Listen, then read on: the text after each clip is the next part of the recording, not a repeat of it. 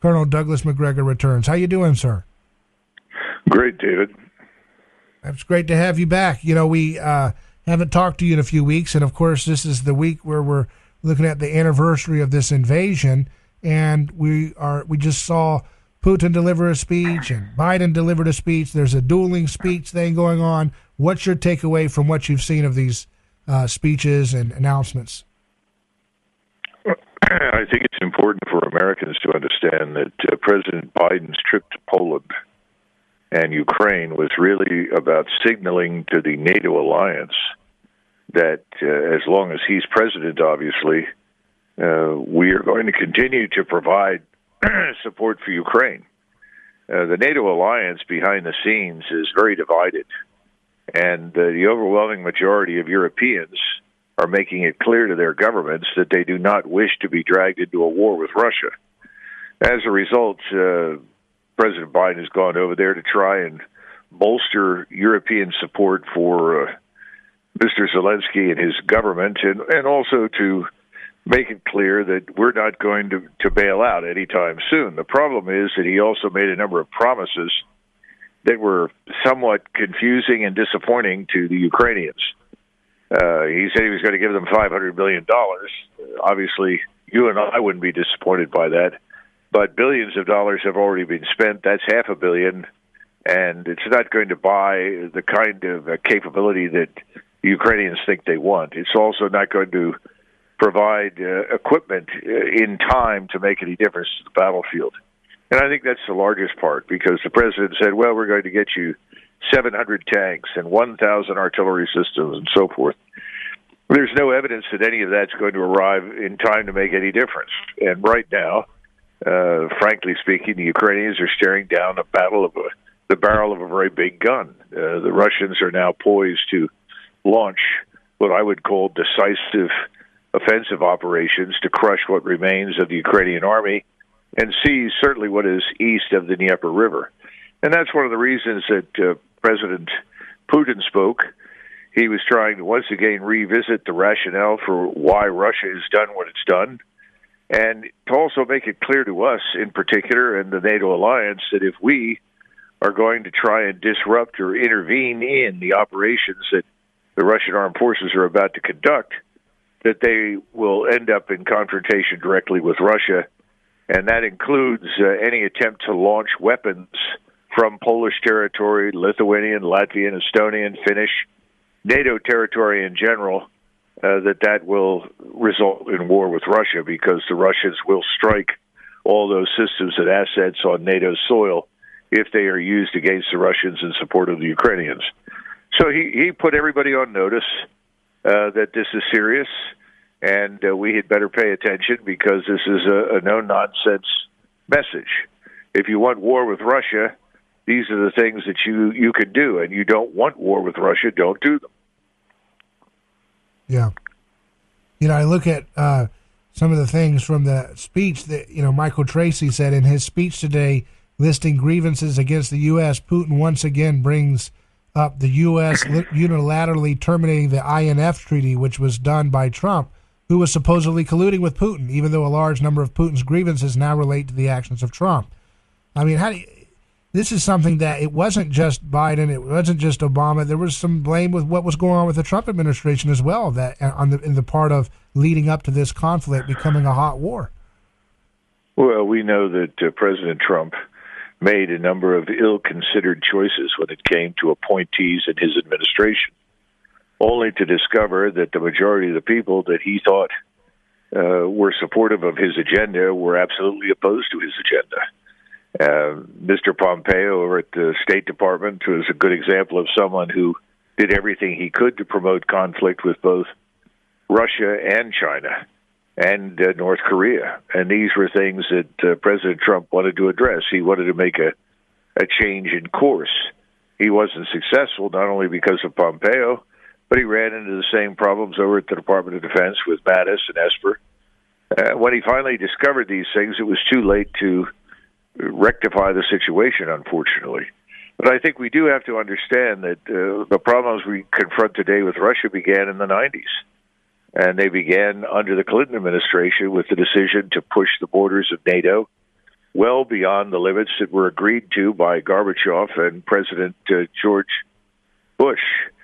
And as a result, the Russians had told us repeatedly, do not push NATO to our national borders. If you do that, we will not accept it. And ultimately, we not only pushed it to their borders, but we decided to make Ukraine a launching pad for attack against Russia. We built up its army over the last 8 years with the goal of eventually attacking Russia and retaking control of the Crimea and destroying the Russian breakaway provinces in eastern Ukraine. And Putin repeatedly asked for equal rights for the Russians that were living in Ukraine that constitute almost a third of the population. That was the basis for the so-called Minsk agreements. Those things were ignored. He indulged the 2014 Maidan coup that put a government into Kiev that was unambiguously hostile to Moscow and reported to us and essentially acted as our puppet. So he went back over these things to say, look, we're not going to tolerate this any longer. We're now in a position to change this condition. And remember, the things that he wanted most of all for Ukraine involved neutrality. He simply did not want Ukraine to become a part of NATO and therefore a direct threat to Russia. And we've made it very clear over the last 20 years that we're threatening Russia. We're not satisfied with any sort of deal that doesn't remove Mr. Putin from power, that doesn't, quote-unquote, punish Russia, doesn't destroy its economy, ultimately dismember it, and make it effectively ineffective as a nation state. These things are unacceptable. The Russians aren't going to put up with it, and so they're going to fix the problem the only way that they know how to fix it at this point, which is to go into Ukraine, root out the problem, and establish a new territorial status quo. When you look at the speech from Putin today, he highlighted again the culture war dynamic that he sees as what's going on with this conflict, not just the aspect of NATO. He says, see what they do with their own peoples, the destruction of the family, cultural and national identity, perversion, mockery of children, and pedophilia are declared the norm. I mean, he doesn't mention that abortion is very high in his country and divorce is very high in his country as well, but it's clear that there is some clear differences and priorities about culture and children and gender between the Russian government and the Western governments. You mentioned earlier. I would tell you that Russia is an Orthodox Christian country. This is not a country that pretends to be secular. It doesn't pretend to be anything other than what it is. Historically, it's an Orthodox Christian nation with an Orthodox Christian culture, and they are recovering from 70-plus years of communism. And that's not an easy thing to do, David. And the problems that you pointed to, this on-demand abortion disaster, and the problems with human relations between men and women and divorce and so forth, those things were exacerbated to the point of almost societal destruction under communism. He has done everything he could to try and rectify that and roll that back. But he is also right when he points to the attitudes in the West towards gender. I mean, we have a government that believes that men can have babies. We are appointing justices to the Supreme Court that are incapable of identifying a woman. We have people that are simply rejecting science and biology in favor of some sort of neo-Marxist ideology that wants to treat human beings as fungible material, things without souls. That's what he was talking about. Do you think that that's what motivates a lot of the folks in the decision making at the State Department in D.C. as they want to impose their gender identity politics and mockery? I do. Yeah, I do. I think so. I think that's our biggest problem right now is that the kinds of destructive policies that are aimed at Americans are being exported. We're not satisfied with whatever has been accomplished here in terms of same-sex marriage and mutilating people's genitals to change them into something they were not initially born as. And we want to export that. We want to fly the LGBTQ flags from our embassies. That's the international movement and goal of the administration. This sort of thing is anathema to most of the world, David. Yeah. There are very few countries in the world that support this and want this.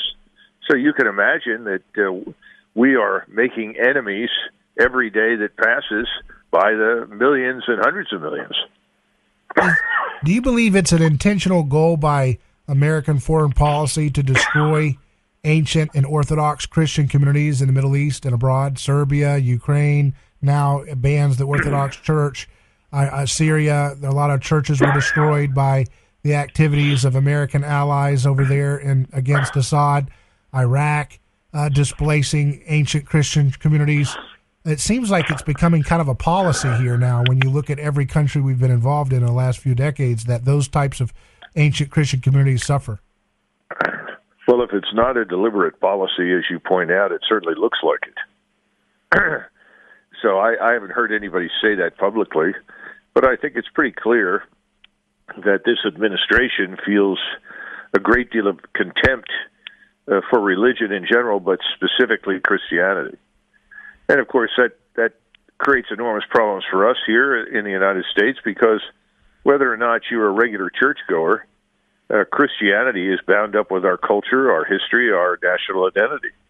And the same thing is true in most of the world, wherever there are religious majorities, and they see their countries as inherently bound up with their religion. If you go to places like Iraq or Saudi Arabia or, Morocco, Egypt, it's unambiguous. Islam, Islamic culture are bound up with the nation, its history, its people.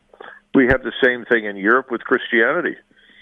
So, yeah, it may not be the announced policy, but I think the hostility is real.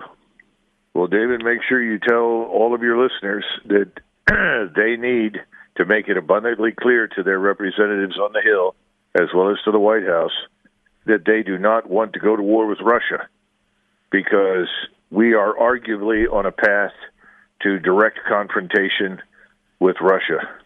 It's a very dangerous path.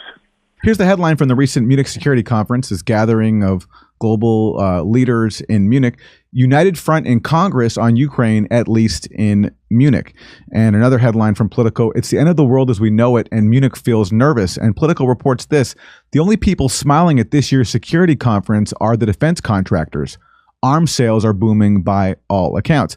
And one reason why they may be smiling is because lawmakers like Lindsey Graham are pushing now for more weapons to Ukraine, including F-16s. Here he is. So here's what I believe. Once you call Russia being engaged in crimes against humanity, you have to have actions consistent with that statement. So I'm looking for this administration to follow up on that statement by designating Russia as state sponsor of terrorism under U.S. law. 100 senators urged the administration to do that. I'm also urging the administration to start F-16 training now for Ukrainian pilots. Don't worry about provoking Putin. Let's make sure we beat Putin in Ukraine, because he will not stop if we do not. Our guest is Doug McGregor, retired Army colonel and former senior Pentagon advisor. Colonel McGregor, what do you make of Lindsey Graham saying he's not worried about provoking Putin and calling for F-16s being delivered to Ukraine? Well, Senator Graham's courageous words are certainly inspiring. I always remember that he's a combat lawyer. He always points out that he's a veteran, and he was in Afghanistan, and he was in Iraq, supposedly doing whatever lawyers do in the battle zone, which usually involves telling people not to do anything. I don't know. It's incomprehensible to me that the man would make such irresponsible statements. As far as crimes against humanity are concerned, this war that we are waging at the expense of the Ukrainian people is a crime against humanity. We are instrumental in the destruction of the Ukrainian nation. Whatever happens at the end of this process is ultimately our fault, because we should have worked tirelessly at the very beginning to bring this to an end.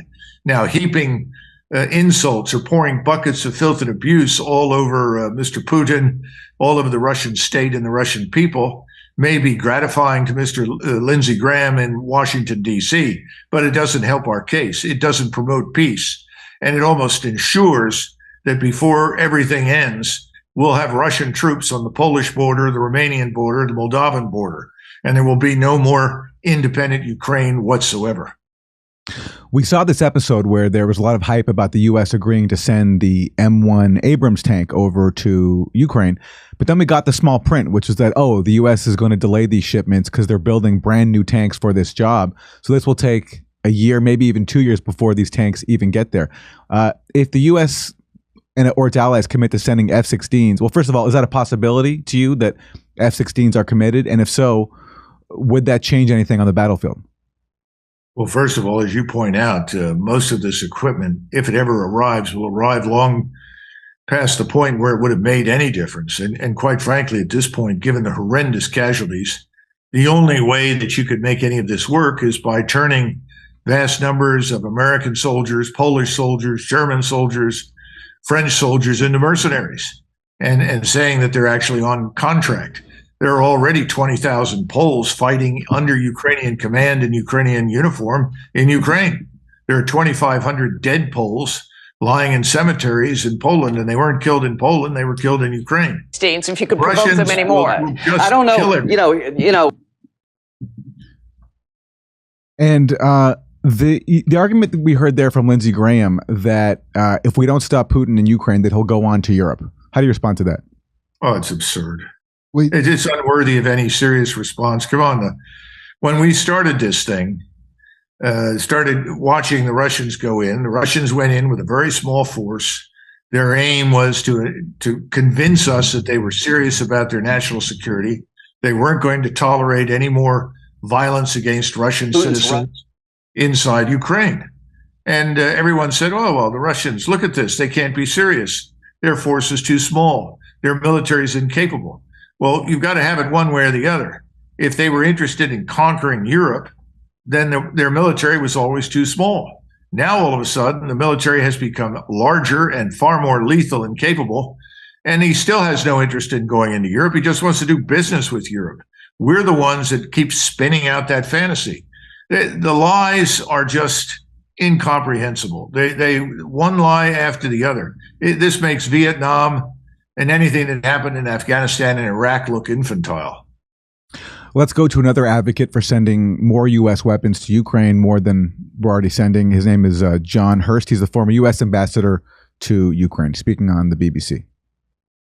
But do you think there is a concept for the termination of war as well? There is a concept, and that is the following. Give Ukraine right now the F-16s, the long-range missiles like ATACMS, and more tanks now, not at the end of this year, not next year. They will be able to conduct a successful offensive to cut the land bridge from Russia through Donbass to Crimea. And that will produce a major political, not just a military defeat for Russia, a huge problem as all Russian forces have to retreat into an isolated Crimea, and a major political problem for Putin at home. Well, the reality as well is that the Russians are throwing everything at this spring offensive as well. Yes, and they're not doing very well with that everything. They've lost tens of thousands of troops in a couple of months, and they've gained inches in Donbass. They just had a huge failure around the town of Vuhledar, where they lost a couple of their crack regiments, as well as 30 or 40 armored vehicles. So they're making very tiny gains at an extraordinary cost. Are you concerned? Doug McGregor, that's the former U.S. ambassador to Ukraine. He says that Russia has suffered a number of losses and that if we just send more weapons, Ukraine can launch an offensive, cut Russia's land bridge, and even force Russia to retreat into just Crimea. Well, I know Ambassador Herbst, met him briefly. He's full of hatred for Russia and Putin. He's full of hatred for people like me. And he's full of hatred for those of us who oppose the policies of this administration inside the United States. All I can say is that he knows absolutely nothing about military affairs. He's pointing to a handful of weapon systems, insisting that they somehow or another are the key to victory. This is the sort of delusional thinking that Hitler was guilty of in the last year of the war. We'll find a silver bullet. It'll reverse everything. It's not going to reverse anything. And then finally, he's completely misrepresenting what's been happening in southern Ukraine.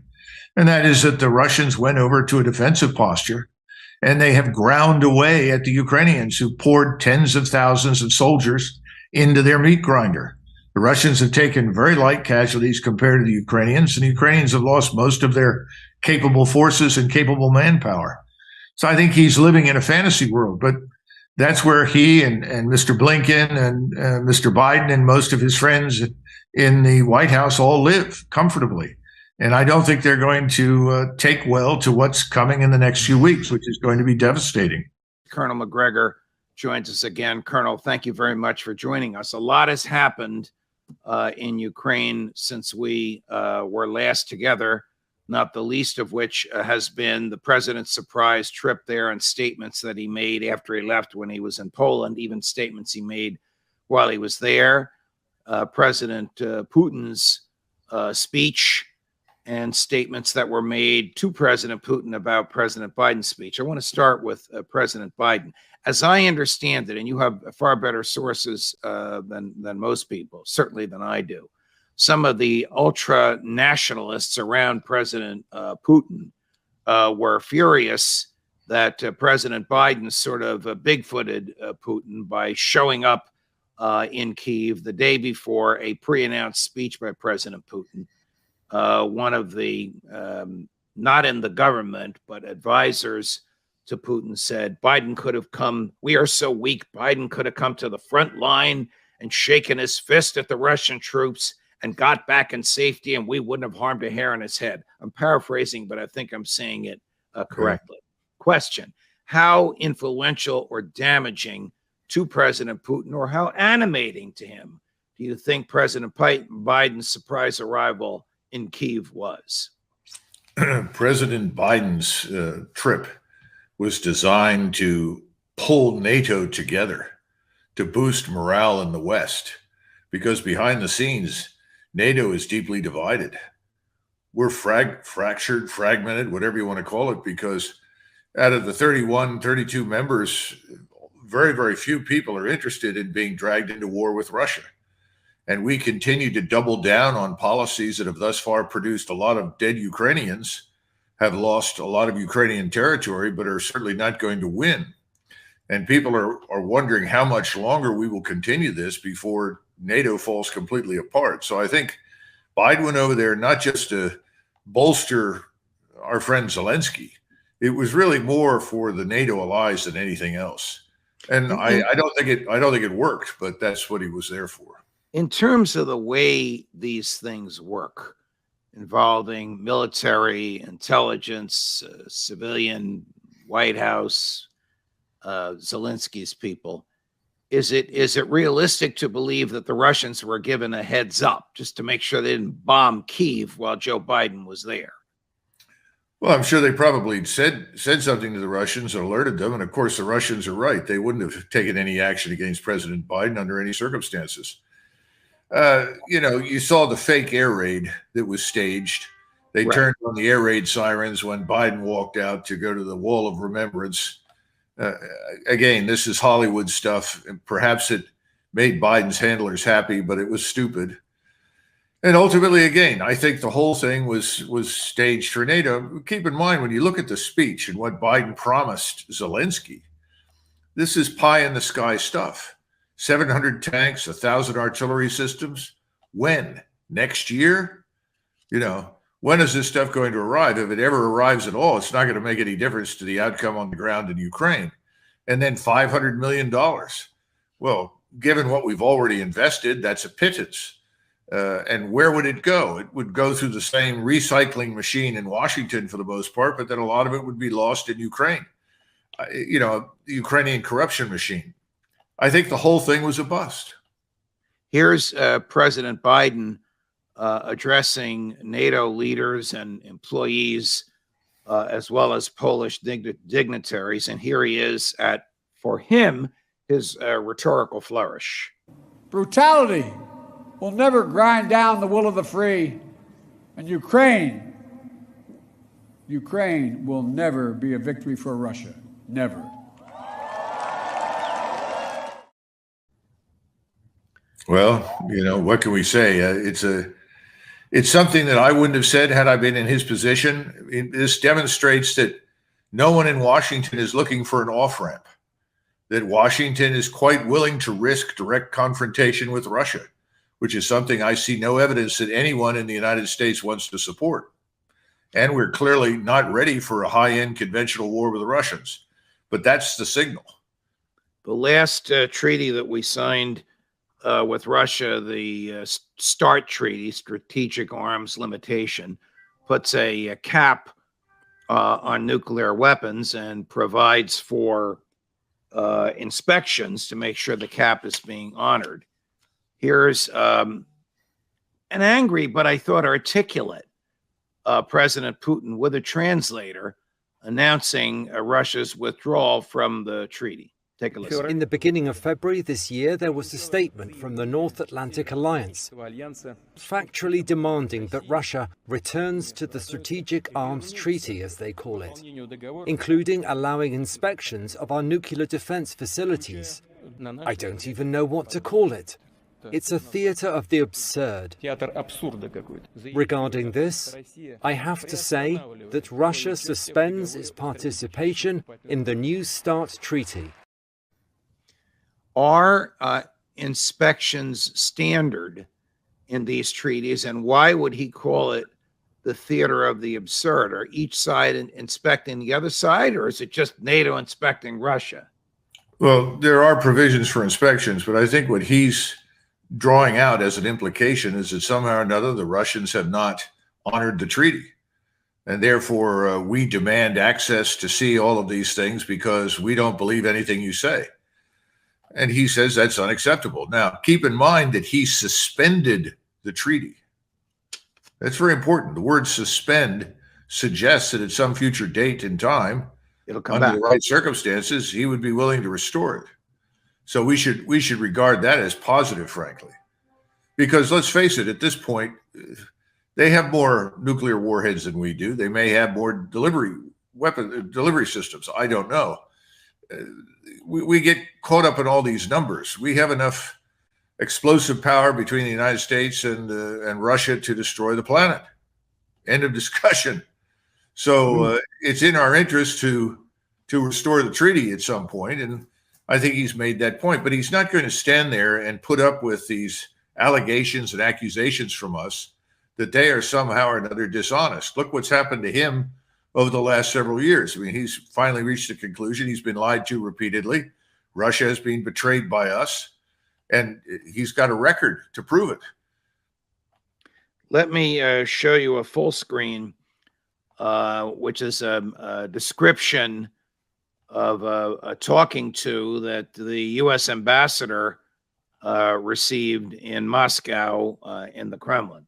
The U.S. ambassador was reminded that the weapons supplied to Ukraine and their maintenance personnel, including American military personnel, are a legitimate target for strikes by Russian troops. The Russian Foreign Ministry demanded that the United States take measures aimed at withdrawing U.S. and NATO troops from the territory of Ukraine. I'm going to repeat that phrase, Colonel, because you told us about this and it doesn't appear anywhere in the mainstream media. Aimed at withdrawing U.S. and NATO troops from the territory of Ukraine, Western military equipment, and stop activities hostile to Russia. Is it finally becoming apparent that everybody knows that NATO troops, whether in uniform or out, and American troops, whether in uniform or out, are physically there in Ukraine? Well, I think it's an open secret, Judge. But the real question is, why wasn't this note delivered last year? They could have delivered this note in September. So my question to you is, why is this note being delivered now? In other words, why is the U.S. ambassador being told under no uncertain terms the consequences for leaving American and allied military personnel, whether they are there in Ukrainian uniform or nondescript uniform or civilian clothes, doesn't make any difference. Why is he saying this now and making it abundantly clear that they will be treated as legitimate targets? Before we attempt to answer that, I want to run the next full screen. And I want everybody to know that you sent me these full screens. These are from your sources, although I think they were open sources. Yes. On President Putin and his red line. This one, in my view, is even more inflammatory. Putin gave a signal no longer for Ukraine, but for those countries that support it. This is a hint that in the event of an escalation that will threaten the Russian Federation, strikes will be carried out on the territories of the countries in which it is located. This is a direct signal, not even a red line, which suggests that in the event of a threat in the near future on the territory of Poland, the Baltic countries, Finland, their territory will be subject to retaliatory measures and attacks from the Russian Federation. Now, we know, Colonel, because you've told us, Scott Ritter's told us, that American military personnel in Poland are directing HIMARS and other missiles, I'll just use that as the lay term, which are in Ukraine to attack Russians. Does this mean that Russia is reserving the right to attack American military personnel in Poland? And if you answer yes, isn't that just what the Polish president wants so he can start World War III? I think the following is what he means. First of all, there are lots of people out there who've been saying, well, the Russians have assembled all these forces, but they're never going to attack. You know, we heard that before. We heard that in January last year. All these Russian troops are going to sit there. They're not going to attack. I was one of the few people who said they would go in. They went in. Now people are saying the same thing. I want to assure everyone that the Russian forces in and around Ukraine are not on a training mission. They are preparing to attack. Now, that's the first thing. When this attack begins, they're making it very clear all the gloves are off. No more nonsense. If you have cells operating inside Ukraine, you Americans, British, whatever you are, we will target and destroy them. We have tolerated enough. We're not going to indulge or tolerate any more behavior from you inside Ukraine. So we're giving you fair warning, get out. The red line now is very clear. If you interfere with this operation, if you try to disrupt the operation, if you try to march into Western Ukraine and declare a safe zone with the so-called coalition of the willing, which reflects the fact that NATO is not united, well, we have news for you. We are going to strike back. And that means if we launch an invasion from Poland, if we launch missiles from Poland, rockets from Poland, whatever from Poland, Poland will become part of the theater of war. The same thing holds for the Baltic states and Finland. Now, I don't see any evidence that anything is going to be launched from by the Finns. Frankly, I don't see any evidence that any one of the Baltic states would do anything, but clearly Poland is the hub of U.S. military activity in the region. And by the way, he didn't go down and list everybody else in NATO, but quite frankly, it holds for everybody. And the message is clear. You're going to be at war with Russia if you do these things. So the American troops that are unarmed and out of uniform are fair game, and he's basically saying it. And why shouldn't they be fair game? They're not even protected by the Geneva Convention because they don't have uniforms on. No, they're not. And I don't know about the unarmed part. I'd be very surprised if that were the case. But frankly, if a tactical ballistic missile with a 1,000-pound warhead falls on you, they're not going to discriminate between those with or without weapons, obviously. Here's President Putin earlier today on who started the war. Kiev regime provided artillery and aviation and other weapons to attack Donbass back in 2014. In 2015, they attempted again to directly attack Donbass. They continued shelling, terror in relation to citizens. All of this was completely against the documents that were accepted by the United Nations Security Council. I would like to repeat, they started the war, and we used the force in order to stop it. The only thing he didn't say is that Victoria Nuland, Hillary Clinton, and Barack Obama started this when they fomented, with the use of CIA and other assets, the so-called revolution in 2014, which overthrew the popularly elected government, which was perceived as pro-Moscow. That's about the only thing he didn't say. The rest of what he said is arguably an accurate recitation of that part of the history of that area. No, it is. And keep in mind that the Minsk agreements were reached and signed by Russia, Germany, France, in order to put an end to the attacks on the Donbass republics. These are Luhansk and Donetsk. These are the two, quote unquote, breakaway republics. They're all Russians. 14,000 people have died in the fighting there. long before the Russians intervened in Ukraine. And this was intolerable, and they finally moved in to stop it. He's exactly right. There's no question about that. We don't acknowledge it, but justice and truth are not on our side in this. You have told us for a couple of months now that the Russians are amassing large numbers of troops ready to enter the country. Those troops have either been recalled to active duty, having served their time, or they were reservists who were trained, or they were conscripts who needed basic training, but it appears that is done. How many troops do you think are being amassed by the Russian military, and when do you think they will enter the Ukraine?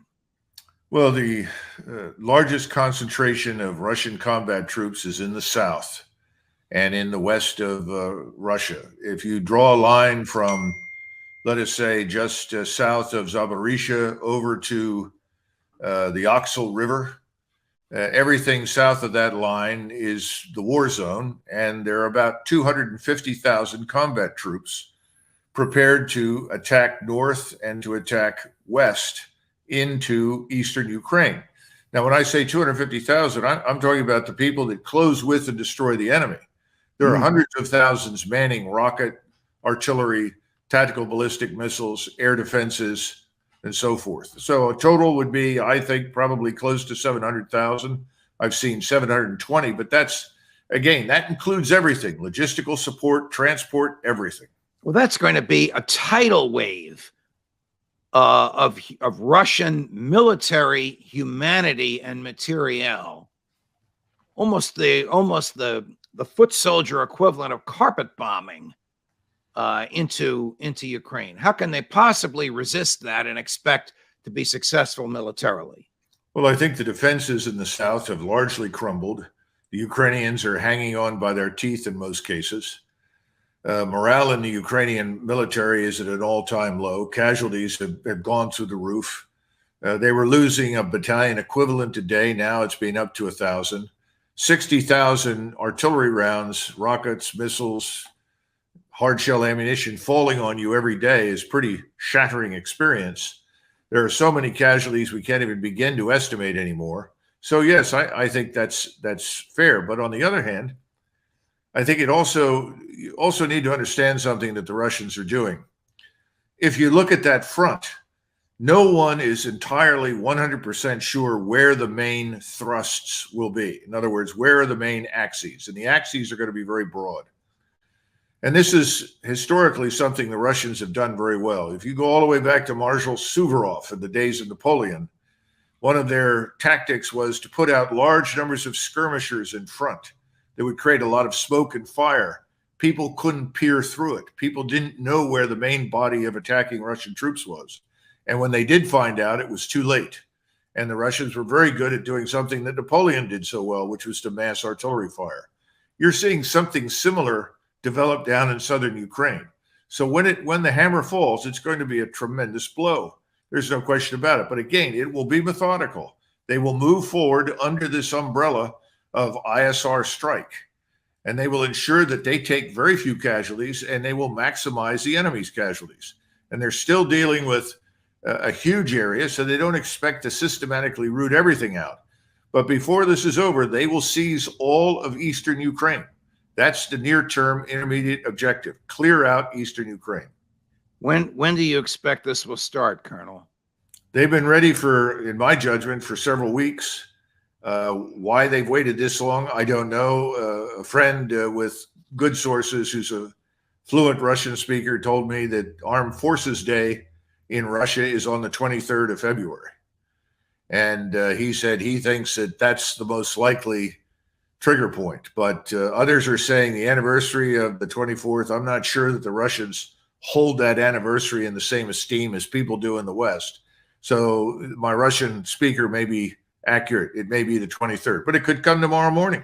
Again, This is part of the Russian strategy, and it works.